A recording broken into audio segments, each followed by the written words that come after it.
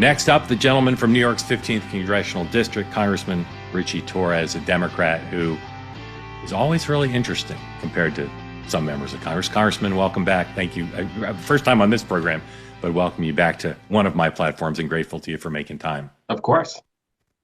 I always want to ask you about everything, and we don't have unlimited time. So I just want to start with not so much the politics, but the substance. Where do you think your party is effectively critiquing what Donald Trump's doing? Where do you think you're on the right side of the American people on how you're explaining what the Trump administration's doing?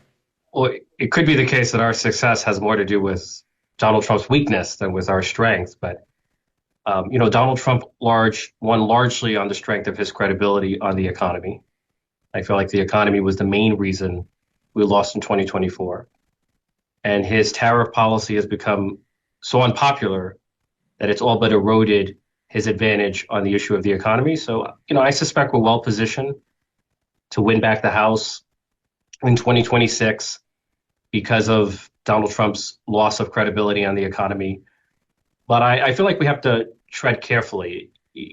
Pushing back against Donald Trump is necessary but insufficient. It's not enough to stand against Donald Trump. We have to stand for something.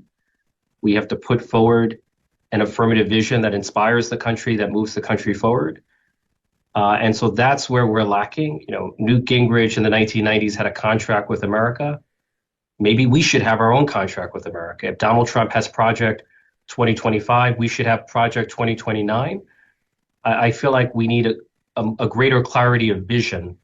Donald Trump has a genius for marketing. Like, he's the master of simple, repeatable messages. Make America great again, build the wall, America first. These are simple slogans that encapsulate his worldview. And it's fair to say that we lack the same simplicity and clarity of messaging. So that's where our energy should be focused, in my humble opinion. What's an idea, a Ritchie Torres idea for Project 2029 on the economy? What's something you'd like to see your party talking about specifically to help working class voters on the economy? We should focus like a laser on lowering the cost of living. I have a particular concern about the cost of housing, which is spiraling out of control. But I will say that I do feel like we have a more complicated task than the Republicans. So Donald Trump's main issue was border security. And our main issue is, or should be, affordability. To be blunt, it is much easier for the federal government to secure the border than it is to address the root causes of the affordability crisis. The border security is purely the domain of the federal government, whereas the affordability crisis implicates every level of government, right? Even if we were to invest more heavily in an issue like housing, there are state and local governments that have policies and practices in place that conspire against affordable housing development. So I do feel like our task is much more complicated than that of the Republicans. I agree with you about that. And I say this with respect to you because you're a bright mind and a hard worker and think a lot about public policy. But your answer to me just now is the same as I get from almost every Democrat, which is we need ideas on affordability. Shouldn't there be some ideas, even just one on affordability that is rational, doable, appealing to the public? So I have my own ideas. So one, I feel like, and this is about affordability, but this is about really the importance of work. Because for me, nothing is more corrosive to a society than the disappearance of work. We have tens of millions of Americans who are either structurally unemployed or unemployable, which leads to higher rates of mental illness and substance abuse and deaths of despair. I feel like we in America have to rethink the notion that everyone must go to a four-year college and learn Shakespeare and then enter the workforce. Instead of imposing a one-size-fits-all model on everyone, why not allow people the flexibility to choose the path that's right for them? Imagine if you could bring a Pell Grant not only to college education, but also career and technical education, to an apprenticeship. I feel like we should radically reimagine workforce development and higher education in America in order to create greater opportunity for those who have been left behind. And I do feel like that could be a vision that cuts across categories of race and class and all the rest. So the specific idea is to take more money that's currently available for loans for people to go to 4-year liberal arts colleges or traditional higher ed, and put more of that money into training for people for other types of jobs. That's the idea. Yes, I feel like we should be investing as heavily in apprenticeships, in career and technical education, as we do in traditional college education. And this is not theoretical. This has been successfully implemented in countries like Germany. And I feel like it would address the deeply ingrained crisis of structural unemployment that we're facing in America, and that has left communities both in urban America and in rural America behind. During the Obama administration and the Biden administration, your party sometimes with mocking and frustration would point out that Republican members of the House were out there taking credit for the benefits to their constituents of bills that they had voted against and vociferously opposed. Yep. What is Donald Trump doing that you think benefits your district? And I want to start by asking you about MAHA, Make America Healthy Again. Your district, I wouldn't say is the most unhealthy district in the country, but it's not the healthiest.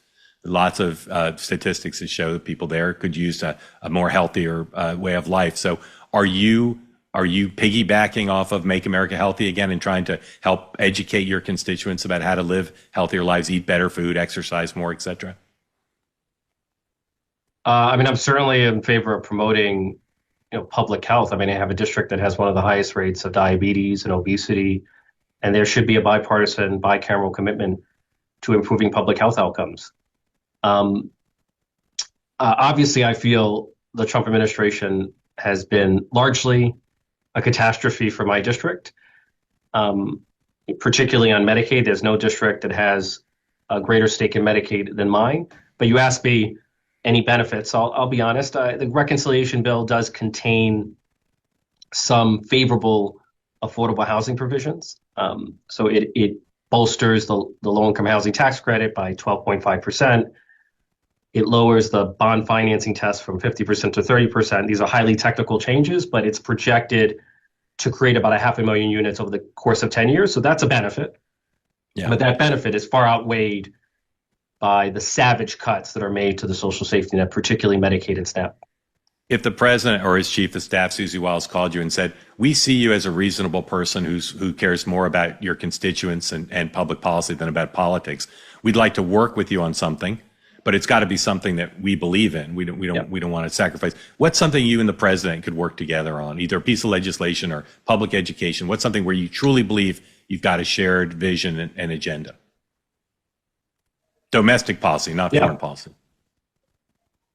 Yeah, so I happen to be Puerto Rican, and I represent a district that historically has been the home of the Puerto Rican community. And as you might know, Puerto Rico has the single worst electric grid in the United States.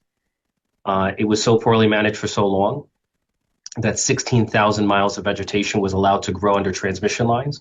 Yep. So every time the wind blows intensely, it causes massive outages, depriving millions of people of access to reliable, affordable electricity. And I asked the operator of the grid, because the vegetation is a disproportionate driver of outages. So I asked the operator of the grid, how long would it take to clear the vegetation? And he said, if you impose an environmental impact statement, it could take 8 years. So it took us 1 year to build the Empire State Building, but it's going to take us 8 years, not even to modernize the grid, but to simply clear vegetation. And so I would be willing to partner with any administration to expedite the environmental review process so that we can clear vegetation and provide the 3 million American citizens of Puerto Rico with access to reliable and affordable energy.